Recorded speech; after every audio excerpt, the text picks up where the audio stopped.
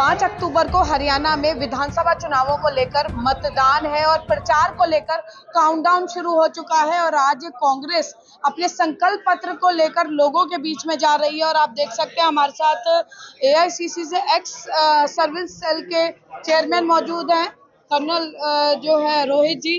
Sir, आज संकल्प पत्र कांग्रेस का लेकर आए हैं, साथ साथ सेना के जवानों को लेकर क्या कांग्रेस देगी अगर सरकार बनी तो ऐसा क्या खास है जो आपको लगता है कि भाजपा ने नहीं दिया और कांग्रेस दे पाएगी? देखिए, कांग्रेस पार्टी में राहुल गांधी जी ने कहा कि हमारा देश और हमारी देश की सुरक्षा सर्वोपरि है हमारे लिए, और उसके लिए घातक अग्निवीर योजना जो बीजेपी सरकार ने सेना के ऊपर थोपी है, तो उसको खत्म करने का काम करेंगे। हमारी सरकार अगर सेंटर में बनती है, चाहे वो 6 महीने बने चाहे 1 साल में बने, हम अग्निपथ योजना को खत्म करेंगे, अग्निवीरों को रेगुलर करेंगे, और जो 1.5 लाख बच्चे पहले से सिलेक्टेड थे अग्निवीर योजना लाने के समय पर, और उनको ज्वाइनिंग दी जाएगी। ये हमारा संकल्प है। उसके साथ साथ हमारा मैनिफेस्टो बड़ा क्लियर है कि हमने महिलाओं को, युवाओं को, किसानों को, श्रमिकों को, सबको न्याय देना है। और जो महंगाई, हमारी महिलाएं और हमारे घर जो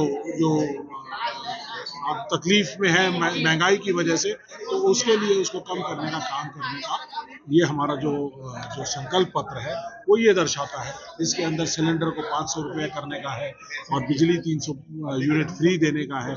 इसके साथ साथ 2 लाख युवाओं को जो सरकारी नौकरियां खाली पड़ी है उनको पूरा करने का है, कॉन्ट्रैक्ट वाली नौकरियों को खत्म करने का है। इसके साथ साथ जो एक्स सर्विसमैन के लिए जो वेलफेयर मिनिस्ट्री बनाने का काम है, तो ये तमाम तरह की चीज़ें जो है वो कांग्रेस पार्टी प्लान कर रही है। जो हमारी जो 18 से लेके और 60 साल तक की जो महिलाएं हैं उनको 2000 रुपया महीना देने का काम करेंगे। विकलांग की, महिला की और बुजुर्गों की जो पेंशन है उसको 6000 रुपये करने का काम करेंगे। तो तमाम तरह की चीज़ें हैं, और पहली नौकरी पक्की, अप्रेंटिसशिप प्रोग्राम, तमाम तरह के युवाओं के लिए प्रोग्राम किए जाएंगे। एमएसपी की गारंटी, लीगल गारंटी कि एमएसपी से नीचे कोई भी फसलों की खरीद ना कर सके। तो ये तमाम तरह की चीजें जो है वो उनको लेकर बीच में हम कांग्रेस पार्टी लोगों के बीच जा रहे हैं, और हमें अथाह उत्साह लोगों का मिल रहा है। इस समय हरियाणा प्रदेश के अंदर एक बड़ा माहौल पैदा हो गया है, बदलाव का माहौल है, बीजेपी के खिलाफ माहौल है, लॉ एंड ऑर्डर कायम करने की तरफ एक माहौल है। तो ये परिवर्तन दिखा रहा है, और 5 अक्टूबर को भारी संख्या में लोग निकलकर कांग्रेस के पक्ष में और बीजेपी को भगाने के लिए वोट डालेंगे, और 8 अक्टूबर को कांग्रेस पार्टी की सरकार भारी बहुमत से बनने वाली है। रोहित नागर पर दाव लगाया है सर, तिगांव विधानसभा क्षेत्र में युवा चेहरे हैं यहाँ पर। कुछ लोग टेकन फॉर ग्रांटेड लेने की बात कह रहे हैं, तो कुछ लोग कह रहे हैं कि जो दूसरे प्रत्याशी थे वो ज्यादा दावेदार थे। लेकिन क्या समझते हैं, राहुल टीम का, प्रियंका टीम का हिस्सा रहे हैं रोहित जी, लगता है कि जो लोग सोच रहे हैं उससे उलट नतीजे आएंगे? देखिए, ऐसा है, कांग्रेस पार्टी में कैंडिडेट सिलेक्शन करने का एक प्रोसेस है।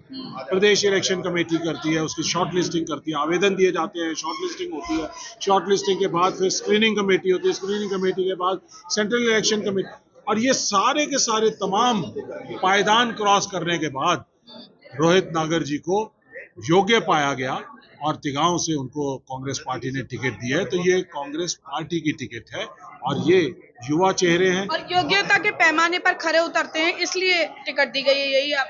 योग्यता के पैमाने पर खरे उतरते हैं। कांग्रेस पार्टी ने जो सिलेक्शन के लिए जो मापदंड तैयार किए थे उसके अंदर खरे उतरते हैं, और बहुत ही स्ट्रांग कैंडिडेट हैं, युवा कैंडिडेट हैं, और भविष्य में अगले 15-20 साल जो हमारी जो राजनीति है उसको संवारने का काम करेंगे, ये मुझे यकीन है। आज जितने पढ़े लिखे युवा लोग राजनीति के अंदर आते हैं, तो आप ये मान के चलिए कि हमारे नुमाइंदे पढ़े होंगे, मजबूत होंगे, तो हमारी डेवलपमेंट भी, चाहे वो शिक्षा की, हेल्थ की, हमारी एमिनिटीज़ की, हर तरह की चीज़ों में सुख सुविधाओं की जो है ये रखवाली करने का काम करेंगे, डेवलपमेंट करने का काम करेंगे। रोहित जी, अब प्रचार में कुछ दिन शेष रह गए हैं, काउंटडाउन शुरू हो चुका है, आगे की क्या रणनीति और क्या, जैसे बीजेपी जो है स्टार प्रचारक उतार रही है, तो आपके पक्ष में भी कोई स्टार प्रचारक आएंगे? देखिए, पार्टी की एक प्रक्रिया रहती है, उसके तहत हमने स्टार प्रचारकों की लिस्ट जो हमें अपनी गांव विधानसभा में चाहिए ऊपर पार्टी के शीर्ष नेतृत्व को भेज दिए गए हैं। तो मुझे पूरी उम्मीद है कि जल्द से जल्द वो लोग आने का काम करेंगे। अब तक के प्रचार में क्या देखते हैं, कैसा स्नेह समर्थन सहयोग मिल रहा है जनता से? देखिए, स्नेह समर्थन काफी मिल रहा है। हरियाणा की जनता ये फैसला कर चुकी है, आने वाला समय हरियाणा में कांग्रेस का आने जा रहा है। 70 से ऊपर सीटें हम जीतने जा रहे हैं और तिगांव विधानसभा की जनता ने भी इस बात का फैसला कर लिया है कि तिगांव विधानसभा में कांग्रेस पार्टी भारी बहुमत से जीतेगी। रोहित जी, एक बार अपना पॉलिटिकल करियर बता दीजिए। जो लोग उंगली उठाते हैं कि आप कम उम्र में हैं तो शायद राजनीतिक अनुभव कम रखते हो, कि किस तरह से आप और कब से राजनीति में सक्रिय हैं? देखिए, जो लोग कहते हैं कि मैं राजनीति में मेरी कम उम्र है, हरियाणा में सबसे कम उम्र में मुझे पार्टी का टिकट दिया गया। तो मैं बता देना चाहता हूं उन लोगों को कि मैं पिछले 12 साल से यूथ कांग्रेस की राजनीति करता आ रहा हूं। अलग अलग प्रदेशों में, हरियाणा में, पंजाब में, उत्तर प्रदेश में, गुजरात में मैंने पार्टी के लिए काम किया है और पिछले 35 साल से मेरे पिताजी फरीदाबाद लोकसभा की राजनीति करते आए हैं और तिगांव मेरा गृह गांव रहा है। तो मैं नहीं समझता जो लोग इन बातों को कर रहे हैं उनके बात का कोई भी मतलब होता है। केवल और केवल वो राजनीति द्वेष के भाव से बात कर रहे हैं। बिल्कुल। और सुभाषिनी जी हमारे साथ राष्ट्रीय प्रवक्ता यहाँ पर मौजूद है।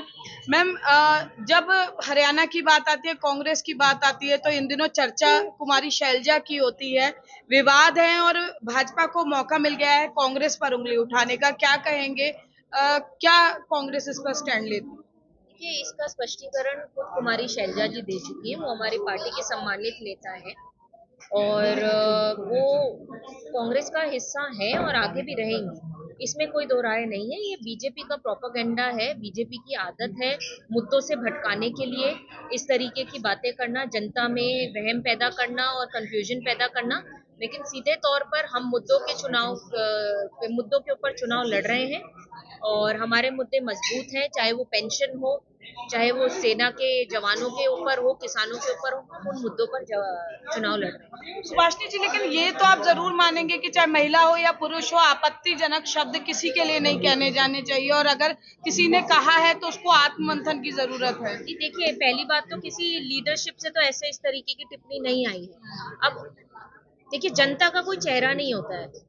अब किसी कार्यक्रम में कोई और कार्यकर्ता बनकर एक मोटिव से आए कि उसको हमारे नीतियों को डिस्टर्ब करना है, हमारे पॉलिटिकल कैंपेन को डिस्टर्ब करना है, तो उस आदमी को हम आइडेंटिफाई नहीं कर सकते।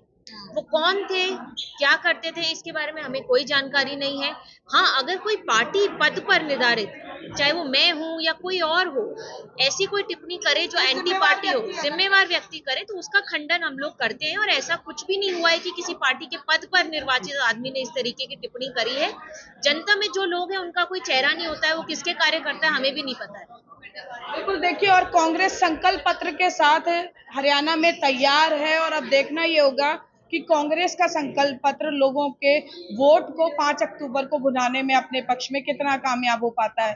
कैमरा पर्सन शिवम के साथ फरीदाबाद से पूजा शर्मा, पंजाब केसरी टीवी। हमसे जुड़े रहने के लिए हमारे YouTube चैनल को सब्सक्राइब करें और नई वीडियो की नोटिफिकेशन के लिए बेल आइकॉन को दबाएं। अगर आप ये वीडियो Facebook पर देख रहे हैं तो लाइक जरूर करें और ज्यादा से ज्यादा शेयर करें। धन्यवाद।